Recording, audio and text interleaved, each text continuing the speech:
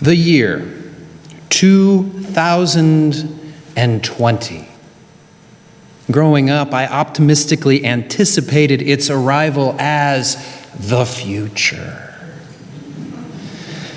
Perhaps it's something in the number 2020. It has symmetry and balance, even a kind of harmony that led me to expect jetpacks and hoverboards, or at least flying cars. And yet, 2 months into it, it's pretty clear I'm not going to see any of that. I've come to expect now to see pretty much the same world that we have been living in. That is, a world and a society and even a community that provokes my fears and inspires my hope. I've grown to expect that 2020 might help me, might help all of us to see ourselves more clearly. Now, first, I am aware that the future is occurring all the time. As this present instant slips into the past, the future approaches us. And it's odd, however, because however near that it gets, we can never actually go there. It's already over by the time we reach it. It's in the past. And so we must imagine it. We must envision it. We must project our present selves onto it. And of course, that's the task of science fiction stories and of speculative fiction. Speculative fiction is a genre of stories that imagines less about the future science and technology and more about who we will be in that future. Growing up in the 1980s, as I mentioned, that was a time of summer blockbuster films, and there was plenty of science fiction, and many of it ran in series like Star Wars or Back to the Future or Star Trek. But from my recollection, there were far fewer and much less popular speculative fiction movies. Movies about who we might become. Although I do recall one movie from 1982, and that is Blade Runner. This is Ridley Scott's future noir film set in Los Angeles in November of 2019. That's right. As of November last year, this speculative movie is now in our past. Scott crafts a hard-boiled future. Yes, it has flying cars, but is set in an overcrowded, rain-soaked, depressing, and paranoid world. Welcome to the future. In Blade Runner, the ultra-rich rule through mega corporations that control broad swaths of human life, and in the case of the story's prodigious Tyrell Corporation, they control life itself. The Tyrell Corporation creates bioengineered people called replicants to do the more dangerous and undesirable work on off-world colonies. The main character, Deckard, played by Harrison Ford, very young Harrison Ford, I might add, is a Blade Runner, a police officer who hunts down renegade replicants who have come back to Earth, and he euphemistically retires them. Now, as we passed into the time frame of Blade Runner, Indian columnist Pramit Chatterjee of the Mashable online magazine pondered how close the 1982 film came to predicting our present. He notes Blade Runner's speculation of harsh climatic conditions, the over-dependency on technology, a new form of slavery, and the in-your-face advertising as all being on the spot, as our climate disruption, the inundation of the digital world into every aspect of our lives, the factory life of people in India and China and in Mexico making stuff for America and Europe, and the 24/7 messaging that we need that stuff. He also notes that off-world colonization and flying cars were a complete miss. But otherwise, he concludes, we are living in the Blade Runner future.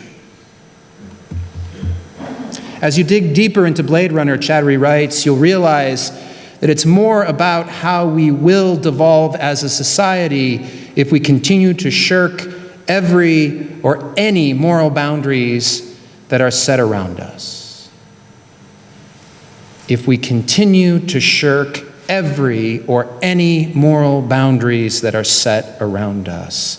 Well, I don't know about you, but certainly this provokes my fears about what we will see this year in 2020. But that's the point of speculative fiction. It crafts visions of humanity's future often as warnings, dire warnings. Not about who we will become, but who we are today. But there are times when speculative fiction can be a more hopeful invitation. In her introduction to Octavia's Brood, Science Fiction Stories for the Social Justice Movement, Walida Amrisha, a woman of color activist, educator, and spoken word artist, tells us, whenever we try to envision a world without war, without violence, without prisons, without capitalism, we are engaging in speculative fiction. Far from any big budget movie or even a published pulp paperback. When each of us imagines a story of hope for new and freer worlds, we are engaged in speculative fiction. All organizing is science fiction, she continues. Organizers and activists dedicate their lives to creating and envisioning another world or many other worlds. The crafting and creating, sometimes through storytelling, but always through community organizing, takes our speculation and makes it into action. Speculative fiction isn't just the work of imagination, then, it's the work of creating the future. Yes, it tells us who we are today, and then it moves us to make tomorrow. And this creating, it's already happened. It's already here. It's already right now. As Marisha writes, our ancestors, they dreamed us up and then bent reality to create us. Our ancestors dreamed us up and bent reality to create us. We are not just living in the future noir of Blade Runner. We're also living in the future our ancestors envisioned and then dedicated themselves to create. In 1648, in the British colony of Massachusetts, our religious ancestors dreamed up and created the future we are living in right this moment. It was that year that the elders of the Puritan congregations ratified the Cambridge Platform. This was an ecclesiastical realization of the mass migration from Europe that had begun over a decade before. The Puritans had left their European roots to come to these colonies in order to practice their purified Christianity without persecution. And the Cambridge Platform established a covenantal relationship in and among those early colonial congregations. Now, this model of covenant was taken from Hebrew Scripture. Quote, "The covenant as it was that which made the family of Abraham and the children of Israel to be a church and a people unto God, so it is which now makes the several societies of Gentile believers to be churches in these days." I smoothed a little bit of that early colonial English out. Despite our many differences from these ancestors, it is this vision of society that we practice today. We practice right now as Unitarian Universalists. Now, there are many differences between us and our ancestors. Unlike us, the Puritans had no interest in the separation of church and state. The Cambridge Platform, once established, ruled over colonial society for well over 100 years. Despite naming, quote, the voluntary mutual consent to join in covenant to form a church, there was clear compulsion to become a member, as laws stated that only those who were members of churches could vote in civil elections. And let me be even clearer. These individuals I'm talking about were only white landowning men. They weren't women. They weren't indentured servants. They certainly were not slaves who were abducted from Africa and brought to the American colonies starting in 1619. These white affluent men believed in a Calvinist theology. They named the Trinity of God. They named the predetermination of every soul to heaven or hell before birth. And they believed in the inherent unworthiness of humanity. I imagine that if our Puritan ancestors could see the future that we live in with our faith today, right this moment, if they could view all of us here this afternoon, they might think us as unrecognizable and as horrifying as we find the future noir of Blade Runner.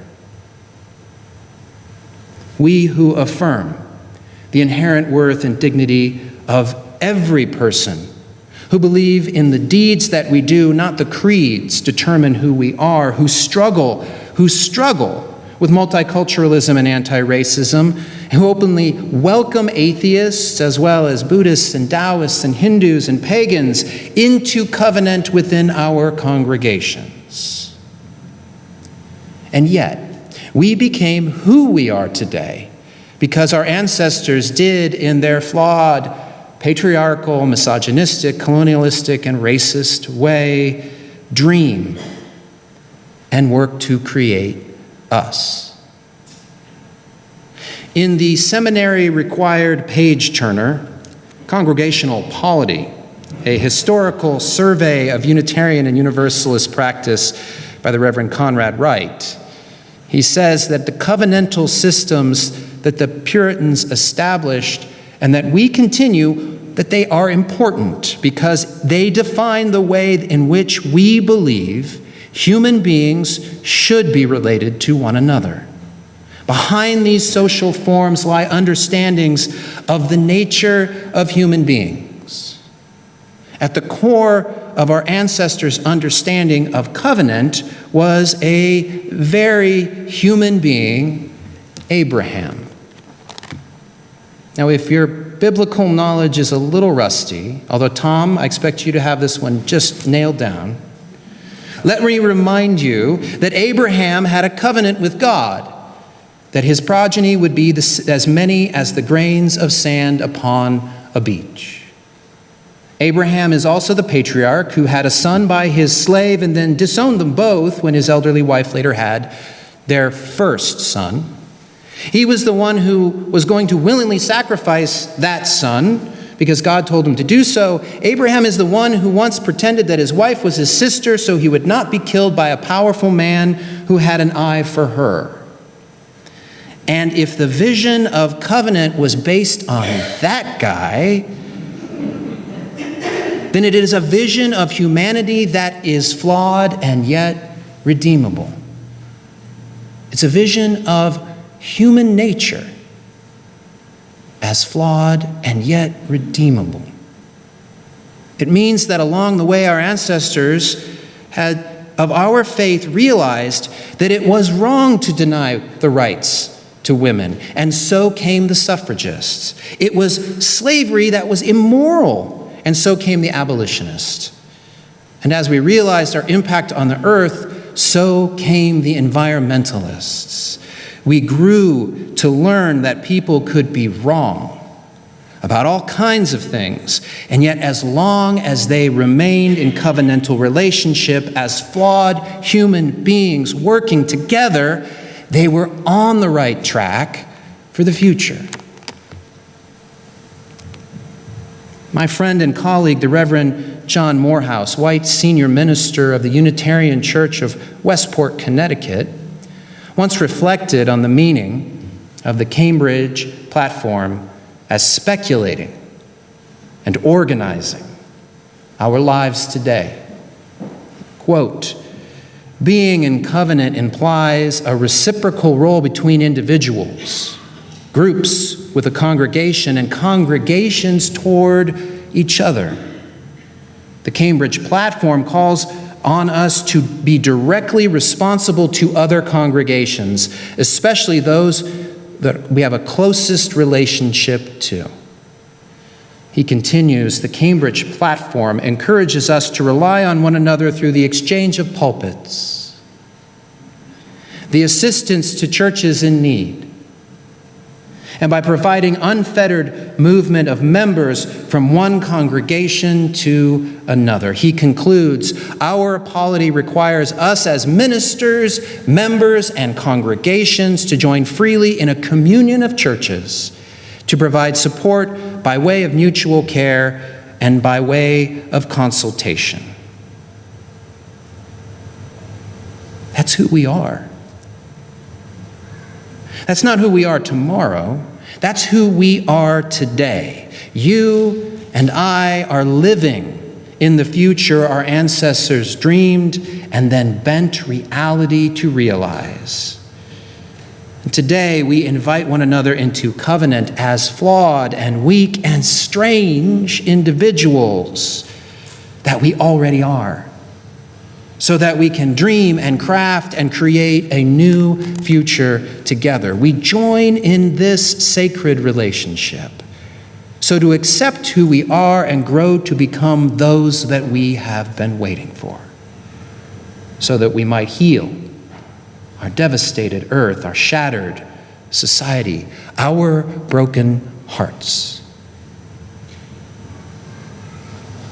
I can't tell you how grateful I am to be living in this future with all of you today. By looking back to those who imagined us as their future, we can better see who we are today. And in 2020 hindsight, it really was that bad. Not only can we see more clearly who we are today, but we can see the trajectory of our faith for tomorrow. And I am grateful to be creating that future with you. May we craft a future worthy of the gifts that we have been given, not because we are obligated to do so, but because we choose. Because we choose to create that future together. May it be so.